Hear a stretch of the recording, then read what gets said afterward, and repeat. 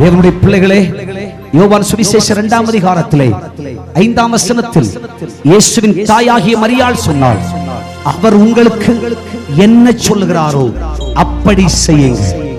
அவர் என்ன சொல்றாரோ அப்படி செய்யுங்கள். நீ கர்த்தருடைய வார்த்தைக்கு கீழ்ப்படிவாயா? உனக்கு ஆண்டவர் புன்னகை மட்டுமல்ல, பூரண புன்னகை கர்த்தர் தருவார். கைகளை தட்டி கர்த்தரை மகிமைப்படுத்து. மகிழ்ச்சியை கர்த்தர் தருவார். தலைமுறையை கர்த்தர் தருவார். நன்மையை உனக்கு தருவார். ஆசீர்வாதத்தை தருவார். உன்னை சாட்சியாய் வைப்பார். உன்னை கர்த்தர் உயர்த்துவார். அவருடைய வார்த்தைக்கு கீழ்ப்படிந்தார்.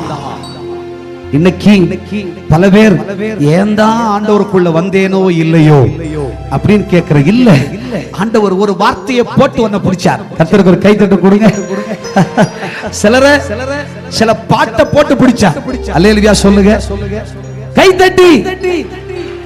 ஆமா, என்ன இன்பம் என் ஆண்டவர் பெயரில் ஆனந்தமே ஆதன் நினைவில்லா.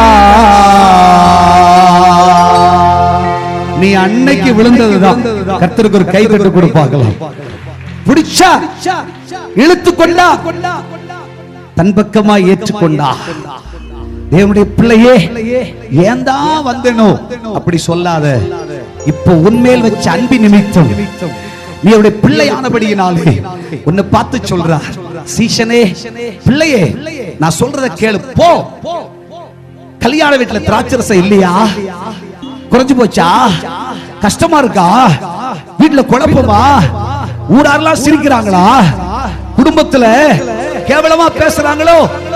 பாத்தியா பாத்தியா பாத்தியா, நீ போய் போய் என்ன கண்ட? நானும் எப்படியோ வாழ்ந்தேன், எப்படியோ ஒரு வீடை வச்சுட்டேன், பிள்ளைகளை கல்யாணம் பண்ணி கொடுத்துட்டேன், காரை வாங்கிட்டேன், நல்லா இருக்கேன் அப்படின்னு சொல்றாங்க. நீ போய் என்ன கண்ட? ஒரு வீடு வச்சியா? ஒரு கார் வாங்கினியா? பிள்ளைய கட்டி கொடுக்க முடிஞ்சா? பிள்ளைய படிக்க வச்சு முடிஞ்சதா? ஊரெல்லாம் சொல்லுதில்ல. நீ கவலைப்படாத. தண்ணீரை திராட்சரசமாக்கி உன் வீட்டில் ஒரு பெரிய அற்புதத்தை ஆண்டவர் செய்ய போகிறார்.